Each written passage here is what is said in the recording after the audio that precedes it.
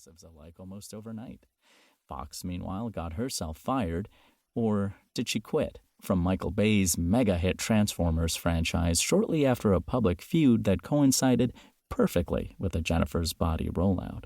Those two separate pushbacks against Cody and Fox were among the many signs of an industry disturbingly primed to tear down the young women whose talents it chews up like Jennifer does a barbecue chicken.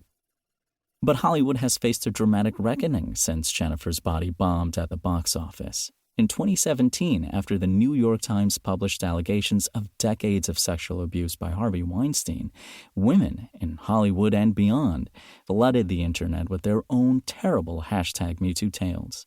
The boys' club mentality of the film industry has also come under fire in the years since 2009, with film festivals making commitments to reach gender parity among the directors on their programming slates. The Jennifer's Body writer-director team of Diablo Cody and Karyn Kusama certainly stood out in 2009, especially in the male-dominated horror genre, but not enough to genuinely make it into the press cycle the way 50-50 initiatives have since.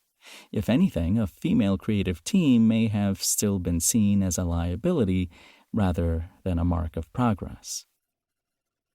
In contrast, 10 years later, a reimagining of 1974's prototypical slasher classic Black Christmas, directed by Sophia Takal and written by Takal and April Wolfe, became a bit of a flashpoint for discussions of women in horror, with the Los Angeles Times calling it a fiercely feminist slasher movie for the #MeToo era.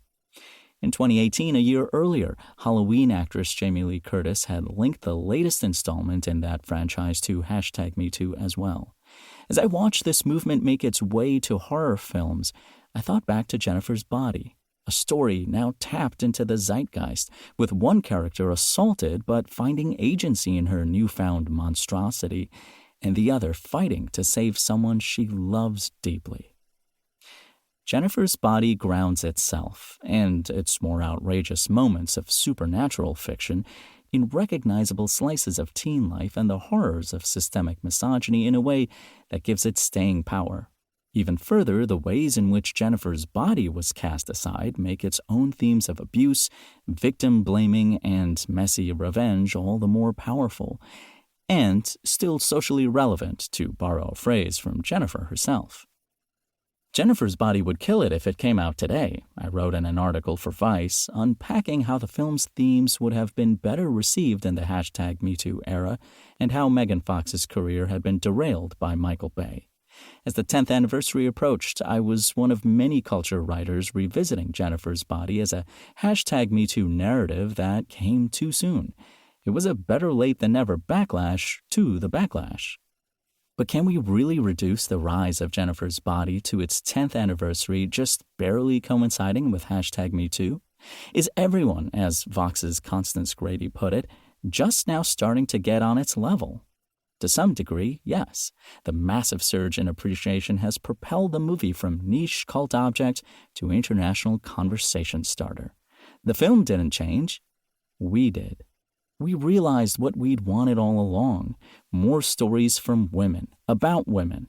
Complex stories filled with blood and laughter and friendship and betrayal, more nuanced queer stories, more stories that could engage with the monstrosity so recently exposed in the world. Jennifer was waiting. 1. The pieces of Jennifer's Body. I specifically, my entire life, had dreamed of writing a horror movie. I'm a huge horror fan, Diablo Cody told Megan Fox during a film sit-down in 2019, coinciding with the 10th anniversary of Jennifer's Body. I always wanted to do something like that, a horror movie with a female protagonist and a female villain.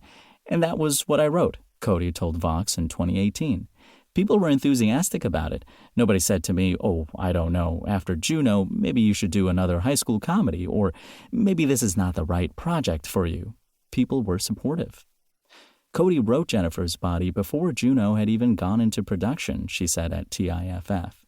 I had finished writing Juno, and we had the ball rolling on that project, and so I had some time to myself, i.e., no life, and I thought to myself, all right, well, now what do I really want to do?